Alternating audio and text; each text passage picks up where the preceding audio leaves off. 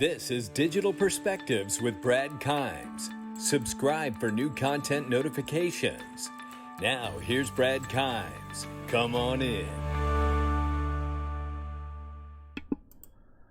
Welcome back to the show, everybody. You can follow me on Twitter at BackupBradleyAbove and everything that we're talking about here today.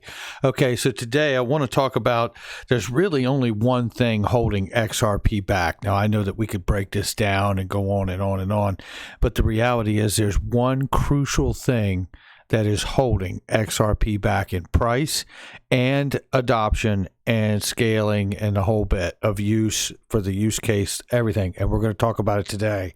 And let's go ahead and get started. So Mnuchin has a post here. Shout out to DJ Peter Vass. Now is not the time to worry about deficits. Well, that's one way to say it. I know people make the argument now, when we're in a situation like this where we've had to deliberately shut down the world's economy as well as the U.S. economy, people want to talk about the idea that you can't stop printing and bailing things out because now's not the time for that. We have to get through this. Then we can assess everything once we start our way out of the storm. That's basically the understanding and the notion of what's being said here. I just want to highlight because, look, I come from, the Milton Friedman school of economists, and God rest his soul, Milton Friedman has learned so much from that man. Whether you're right or left, and believe me, you think you guys been following the channel here long enough, I don't subscribe to either side. I just want to make the point that I try to do my best to follow the money, not only in my personal life and investing, but here on the channel, and stay away from politics. And I'm going to do that today. All I'll say to that is this. People may claim that there is a Republican in office. People may talk about the fact that there used to be a Democrat in office. But the reality is for many, many decades, this country, the United States, has been working with a socialist system with all the bailouts and quantitative easing. I don't give a damn who's been in office. So that's the point I wanted to make on that today. So moving forward, where I want to go here is the European Union is expected to launch a detailed framework for the oversight of stablecoins and cryptocurrency. We want to be proportionate. Crypto assets provide many opportunities, and we want to regulate innovation in, not out. This is the language we want to hear. This is the verbiage we want to hear coming from the high-level officials, whether they be government or finance, about being inclusive when it comes to cryptocurrency and stablecoins. And I want to point out here that you're hearing this from the European Union. And this is important because this is going to pick up on a narrative and a trend that has been in place for quite some time. And we're going to also talk about the public and private relationship that Jerome Powell from the Fed is not very keen on and would like to keep the private companies in the private sector out of the process of developing a central bank digital currency, which I totally disagree with. And I believe, in fact, the coming together of the public-private relationship could accelerate to such a degree that the U.S. could go from lagging behind, as most people say, and I don't believe that they are. I just believe that they're waiting for the timing, and they will reveal a public-private relationship, and I believe one of those relationships will absolutely be tied to Ripple, and I firmly believe that that will let them leapfrog to the front of the pile in this Fintech blockchain crypto innovation race. Okay, so let's keep this moving. And, just to highlight, too, and I'm not trying to take shots at Mnuchin or anyone else just for the government's sake, I think it's been a vicious cycle, and it's been very cyclical, that a decade or so we have a crash, and, it doesn't matter who's in office, right? And I think the reality here is that, people may say, oh, it's a capitalist society and a capitalist way in America. Not really. Not really, because there's two important components to capitalism, and it's profit and loss. And we haven't been letting businesses truly fail.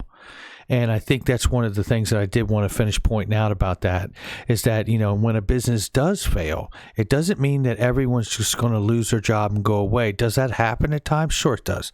But the reality is you'll see usually another group of investors come in or another business and scoop up that business, pennies on the dollar, restructure it to make it profitable. And that's going to be better for the person who actually works there, to work for someone who's actually profitable, right? And that, to me, is a more natural cycle for the way business and capitalism should operate. So, okay, but coming back to the European Union moving forward with the cryptocurrency and stablecoins here, and a proportionate response to crypto assets and stablecoins. And this is about keeping the innovation, regulating it in, not out. That is humongous moving forward. Here in the UK, banks sign a Fintech pledge. Now let's drill down on this a second, if you don't mind, because this is going to take us to a narrative that we've covered here on the channel before. Again, there's a big trend and a narrative that's happening, and I think it really starts to reveal how we get this trickle down from the G20 or the G7 to the G20, then the FSB, the FATF, and then the respective bodies in their own regions like the UK FCA, the Financial Conduct Authority. Let's look at this. UK bank signs Fintech pledge. Some of the UK's biggest banks have signed a government-backed pledge to improve collaboration with Fintech firms. Launched by Tech Nation with support from HM Treasury, the Fintech pledge is designed to boost the sector by helping establish efficient, transparent commercial partnerships between banks and Fintechs. Listen to some of these names: Barclays, HSBC, Lloyds, NatWest, and Santander, all of which, by the way, there is a handful in there, if not all of them, are involved in Ripple, either directly or indirectly. Barclays for sure, HSBC and Santander, absolutely, have already signed the pledge, the key principles of which require them to provide clear guidance to technology firms on the onboarding process. The banks will, within 6 months of signing the pledge, provide a dedicated landing page and a named contact, as well as guidance and feedback to the firms looking for partnerships. John Glenn, the Economic Secretary of the Treasury, says the UK is already the best place in the world to start and grow a fintech. The best place in the world. And we don't want that being said all the time. You want to see the U.S. step up and compete with that notion.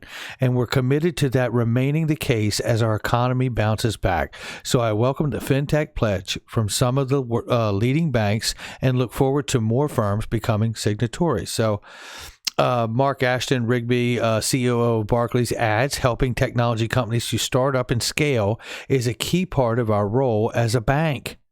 That sounds a lot like Brian Brooks from the OCC, doesn't it? The Fintech pledge will support transparent and efficient collaboration between Barclays and early-stage Fintech companies, which will ultimately provide solutions, products, services to our benefits of our customers and clients. Meanwhile, Tech Nation's Fintech delivery panel has added Representative Monzo, TransferWire, Oak North, and Adam. Now, this is from September last year. Okay, almost to the day. Regulatory clarity. We're going to hear from Michelle Bond from Ripple. Let's listen to this. Why is regulatory clarity so important? From a government standpoint, they want to know that they have an attractive regulatory regime that will attract innovation, new technological advances. That all leads to jobs, and that leads to tax revenues. From a business standpoint, it's also very important. And that's because if a business is going to set up shop in a jurisdiction, they want to know that they will have certainty in what the rules are that they need to abide by. What kind of jurisdictions around the world can the U.S. look to as a positive example? I think Listen to right here. What kind of examples and jurisdictions can we look to from the U.S.? Listen to what she says. One of the greatest ones is probably the UK FCA. The UK FCA, where the UK banks have just signed a Fintech pledge. Come on in. They recently revised their guidance just a few weeks ago, and what they decided to do was come up with very clear definitions for crypto assets, and they came up with a definition for a utility token, an exchange token, and also for a securities token. And that, I think, gave the industry a lot of comfort. And there you go. And you see how the Digital or Token Taxonomy Act got to look the way it did with the 3 different categories, much the same way. Now, this to me is an exciting coincidence, right? Not a coincidence at all at my house. And looking forward here, we see the U.S. lawmakers set to vote on 2 blockchain cryptocurrency proposals. Looking at this, the Consumer Safety Technology Act now incorporates a Digital Taxonomy Act and Blockchain Innovation Act and is set to be debated in the House of Representatives, introduced by Jerry McNerney of California and Michael Burgess of Texas. The Consumer Safety Technology Act, which is the recently amended version of the AI for Consumer Product Safety Act, will mandate that Consumer Product Safety Commission utilize artificial intelligence in tracking and identifying consumer product-related injuries and hazards. It is also use AI to screen the sale of products that have been recalled and labeled imported products that are deemed unsafe.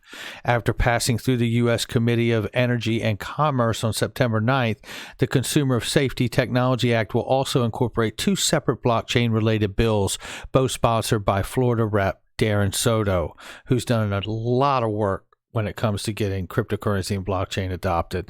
H.R. 2154, the Digital Taxonomy Act, appropriates a $25 million budget to the Federal Trade Commission, that's right, the FTC, each year from 2020 to 2024 for preventing fraudulent practices in digital transactions. It says to authorize additional appropriations to the FTC to prevent unfair and deceptive acts or practices relating to digital tokens and transactions relating to digital tokens, and to require report to Congress on the Commission's actions related to digital tokens. Introduced on September 1st, H.R. 8153, the Blockchain Innovation Act will require the FTC to conduct studies on current trends and applications of blockchain technology in commerce and consumer fraud protection. Now, if that doesn't sound to me like they're about to kick the door wide open on this thing for the FTC to get in and start to begin to be a regulatory monitor or enforcement agency as well in the digital side of things for trade. Yeah, the Consumer Safety Technology Act is just one of the consumer protection bills that have been advanced for the House of Representatives. The bill aims to fight the growing trend of fraud and scams that are targeting vulnerable people who have already been deeply affected by the pandemic. Energy and Commerce Committee Chairman Frank Pallone Jr. says in a statement, these are good bipartisan pieces of legislation that will curtail the number of scams perpetrated each day, protect our senior citizens, and strengthen accountability. Other bills will enhance product safety, advance new consumer protection technologies, and make huge strides in protecting racehorses and jockeys. Well said.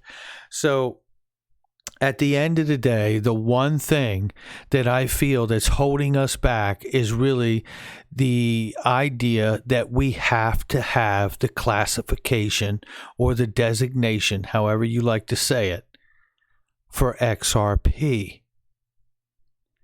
That's what we have to have. And I absolutely believe that the classification was held back intentionally on the asset. Otherwise, it would have taken off a long time ago. I'll give a quick example. If they were to classify it as a utility token and deem it essentially a currency, a bridge currency, because of its utility, just as an example, immediately out of the gate, the banks could be using it tomorrow morning. What do you think that use case would do for value? What do you think that they could do to collateralize the ledger with not only good assets and good collateral, but the access of FX desks around the world to be able to access the liquidity necessary to begin to satisfy the payments to the level of cross-border for the central banking system of the world? All right, guys, that's going to do it for me. Make sure you hit the like and subscribe. There's only really one thing holding back XRP. All right. Make sure you hit the like and subscribe. Share with somebody you know. Don't forget, this is crypto. Head on a swivel. And by the way, if you have not done it yet, get on the XRP Rich List, guys and girls. This is going to be a great newsletter. It's already had a great response from all of you, and I'm so happy that you're liking it. I'm going to be putting that out later this week. So make sure you get on that newsletter so we can make sure everybody gets a copy of it. It will have exclusive content. And don't forget that Unstoppable Domains is absolutely unstoppable. You guys are crushing it on Unstoppable Domains with some of the best names I've seen. I can't tell you how many times I've looked at some of the Unstoppable Domains that you guys have bought, and I thought to myself, gosh, why didn't I think of that? Anyway, congratulations to all of you. I'm working on a way that we can collectively help you bring attention to some of the names that you've gotten by working with OpenSea and maybe even some others out here to help really bring some focus on some of the great names that you all picked up. So that's how we're going to do it. And that's what we got today, guys. Hang in there and we'll catch all of you on the next one.